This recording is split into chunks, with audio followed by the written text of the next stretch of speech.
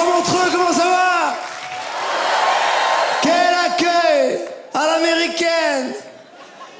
Los Angeles.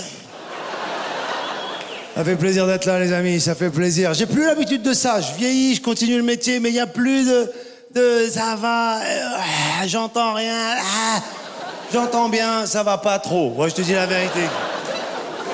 Je suis pour la vérité, l'authenticité, ok? En même temps, je mens un peu, comme tout le monde. Des petits mensonges du quotidien. Hier, il m'est arrivé un truc fou. Dans le train pour venir en Suisse, j'étais en train de mentir à une dame qui, elle aussi, elle me mentait, et chacun, on se mentait à nous-mêmes. Je suis assis à côté d'elle, elle est avec son portable, elle est en train de texter, moi je regarde, parce que je regarde tout le temps. Dès que des gens textent, je m'immisce, je me mêle, je regarde, je veux comprendre. Elle écrit, devine, à côté de qui je suis assise. Lui, il envoie 7 points d'interrogation. Elle écrit Gad Elmaleh avec un orthographe. Il y avait du tréma sur le E, du U. Elle m'a rendu turc dans le train. Et lui, il répond non, N-A-A-A-A-N. Et moi, j'ai envie d'intervenir. J'ai envie, je craque. J'ai envie de faire ouais. C'est pas ça, moi, qui m'a frappé. Ce qui me frappe, c'est que 10 minutes plus tard, elle se retourne vers moi, elle me fait « Ah, mais vous êtes pas... »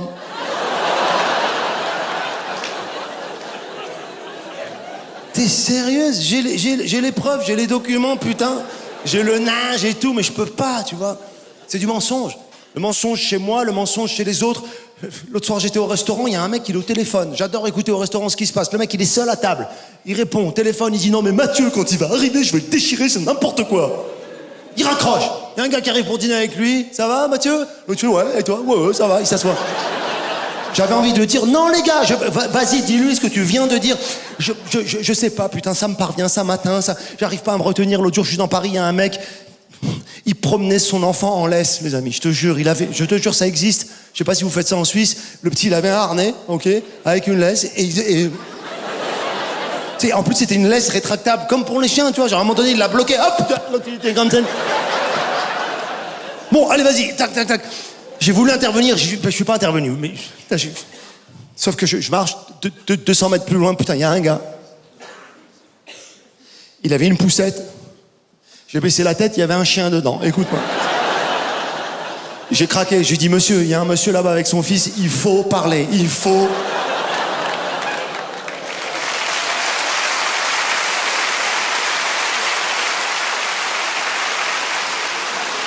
On ment, les amis.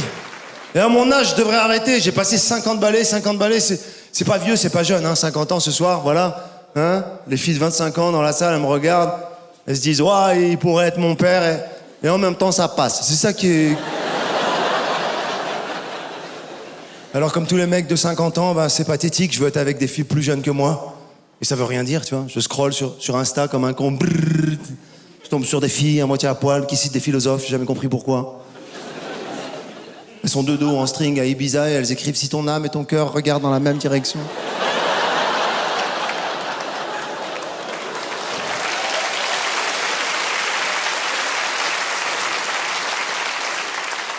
Ou alors elle s'est prise en photo au pied d'un jet privé, sur le tarmac d'un aéroport. Elle a un sac Vuitton, des chaussures à 3000 et elle écrit « Merci, la vie ».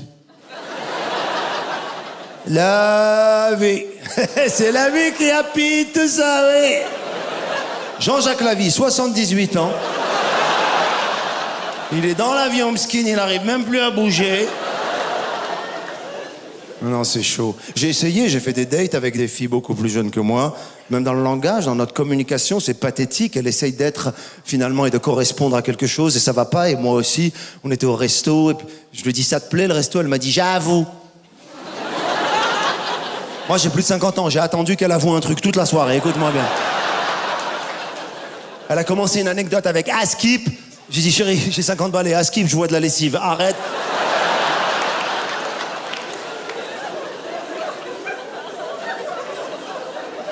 Du coup, je suis tout seul, quoi, tu vois, je suis seul. Mais j'aime bien être seul. J'étais au Maroc il y a quelques jours et il y a une dame qui est venue me voir à l'hôtel qui m'a dit Gad, c'est dommage.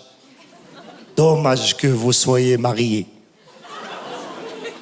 Je dis, moi, je suis pas marié. Elle me dit, ah, moi, oui.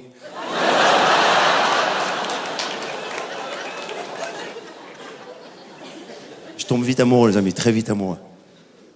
La première fois de ma vie, les amis, que je suis tombé amoureux, j'avais 9 ans. Elle en avait 14. J'étais chez mes parents, assis sur le canapé dans le salon, dans la pénombre, et elle était en face de moi, sur un écran. Le film, il s'appelait La Boum. C'était ma chérie, c'était mon amour, Sophie Marceau. Je pensais presque que ce film, il avait été fait pour moi. Et là où la vie, elle est complètement dingue, elle m'a fait un cadeau, c'est que 30 ans plus tard, je reçois un coup de fil d'un producteur qui me dit « Est-ce que tu aimerais faire un film avec Sophie Marceau ?»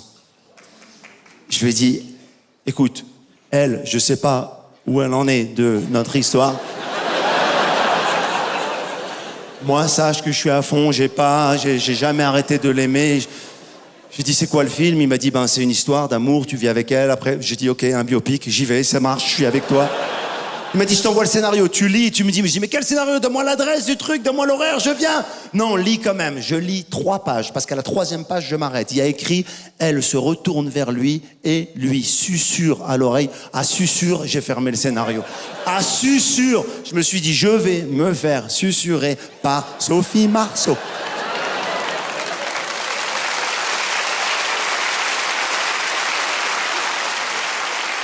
Je l'appelle, je lui dis c'est bon, je fais le film. Il me dit c'est sûr, je dis c'est sûr. Je veux le faire.